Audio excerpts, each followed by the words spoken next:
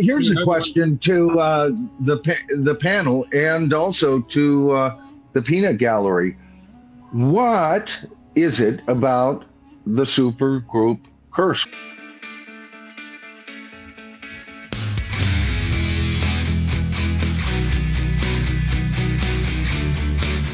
Again, there's one group that kind of breaks this curse. In longevity, it's Crosby, Stills, Nash and Young. But the others, why do you think, because they really are great bands, why do you guys think they were almost doomed? Or do you even agree with that assessment? I let me think about, okay, one of the things that I'm thinking right now is that you've got all these, famous personalities together. It's just like when I heard the Beatles talking about, maybe they replaced, I'm sure you guys have heard this, George Harrison with Eric Clapton. The truth of the matter is, how long would Eric Clapton stay? Eric Clapton would stay for, you're not even a tour. Maybe he had a problem with commitment. Commitment, right. So he's more of a nomad. Eric Clapton looked at new bands like going, "There's my future ex-wife." Exactly. I'm going to screw them too. No. But I think a lot of it has to do with big fame, maybe some big egos. Always. You don't get the entire spotlight to yourself anymore now that you're part of a like group of musicians. So I think that could be a valid point there. And they don't like sharing girlfriends either, so that's a or wives. Yeah, no, that's a good point too. But I think when you're at that level, boy, I have an echo going on here. Echo. Okay, I think when you're at that level, you've always got a half a dozen things in your mind about collaborations you'd like to do. So you finally jump into one. And no sooner you get into it, you're thinking about the others again. Right. So ego, is that the only killer, or is there other? I think that's a big one. Factors. Yeah. It is. I mean, I agree. I think ego is probably that's the ice pick. Ego and artistic differences. There you go, David. Yes. No, that's very, very, very. Very, very true. Yeah, it's just like, let's see. Or they could go into it like as a one-off, knowing it's going to be short-lived, like the Firm. Sure. When Paul Rodgers and Jimmy Page got together, they knew it was only meant to be short-term. They eventually put a second album out, and if that was more successful commercially, they may have kept it going. But. And by the way, who are the Honey Drippers? I want to know. Well, the Honey Drippers. I have that album. See a lot. No comment. I did that just right.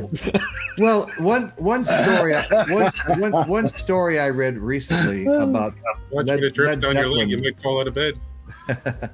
Now that's a Led Zeppelin song. One story about Led Zeppelin when him and John Paul Jones were getting together. John Paul Jones told Jimmy that, you know what, I love being a session musician. I make a ton of money, but I don't have the artistic freedom I want. I have to play a part on other people's songs. So I think you get a bunch of superstars together like that, you wind up feeling a little bit of that. You don't have, when you've got 3 or 4 other people you're collaborating with, and they're all superstars, you may not have the artistic freedom you'd have back in your own solo career.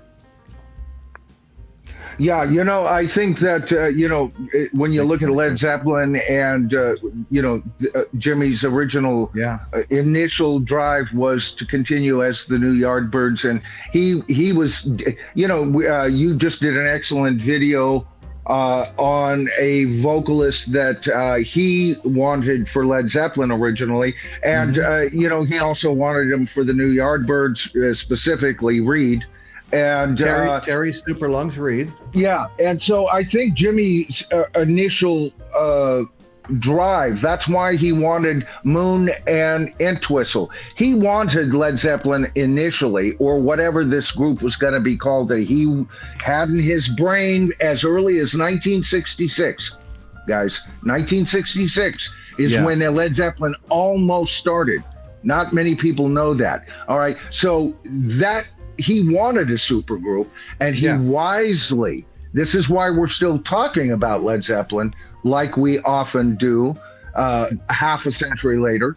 He wisely found geniuses who would whose egos weren't super blown up yet, and they could grow into the group. And he dared to bring on John Paul Jones, who really in the studio was Jimmy Page's superior in so many ways. He read music, he arranged music, he could play 42 different instruments, and he, that doesn't put Jimmy Page down. As a matter of fact, that tells you, I'll bring that guy in. Right. He originally didn't want John Paul Jones. He wanted Entwistle because Entwistle would bring Moon in. That was his original plan. And after that, he was going to bring Dreja with him from the Yardbirds. Yeah, but avoiding a supergroup, Royce gave us a supergroup, right? No. But also, I wanted to add to what you said about Terry Superlungs Reid. Prior to asking him, he asked Steve Marriott, who played with Humble Pie and another band, and he wanted him. And Don Arden. Now, I think Don Arden is Ozzy Osbourne's wife Sharon's father, right? Yeah. Don Arden threatened Jimmy Page and says, "We'll see how you like playing guitar with broken fingers." And that was the end of that Steve Marriott conversation. And you wonder why I cannot stand Sharon Osbourne. Arden sucks the big doo-doo, folks. I hate that guy. Man, his sticky little fingers have been in so much rock and roll drama. And his daughter, he sends his daughter off almost like a come hither, a lure, keep Ozzy, placated. Oops, there's a love story. Yoko number 2. Ugh. Well, I know I've said this to you last time we were talking about this.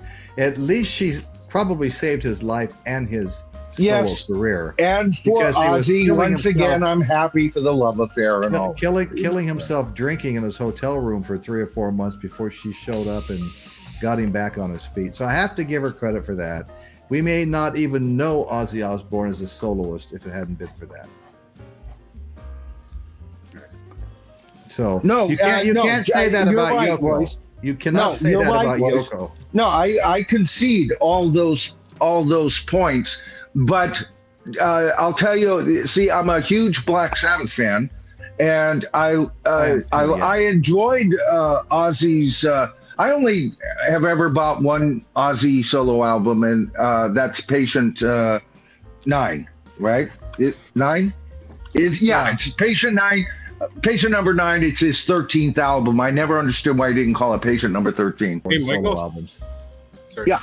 I think potentially one of the reasons Ozzy called it Patient number 9 is because not long before that, Black Sabbath put out the album 13. Oh, you know what? You're right. Their last album, Chris. Ozzy. You're right. Good point. That's probably why. We haven't discussed one of the biggest supergroups, probably because of the genre. But I personally, I consider them practically classic rock. The Highwaymen. No, it's up right now. Michael Chavez just brought that up. And good. That's an absolutely excellent point. Good, Michael. Yeah. I mean, that is the country's probably top supergroup right there, in my opinion. Yeah, I always used to call them the Four Horsemen. Yeah. They were almost apocalyptic together on stage. How do you explain the charisma of a Johnny Cash? He's very reserved.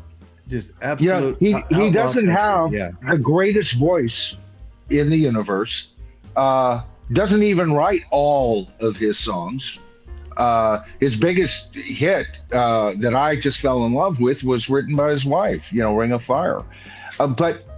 But Johnny Cash is so damn rock and roll and country at the same time. Now, Willie Nelson is so rock and roll, just his lifestyle, they're all outlaws, all of them. Chris Christopherson. Oh my God, that first movie he did where he played a down and out rock star. Billy the Kid. He was just my kind of B actor. I loved him in Steven Seagal movies, and Oh God, his music, great songwriters, all of them, man, they were like, when you heard the Traveling Wilburys and you listened, oh, that's Dylan. Oh, no, that's Petty there, right? With Right. the Highwaymen, everybody knew who was singing at what time. Distinct yet Yes. wonderfully inclusive voices, man. Talk about magic,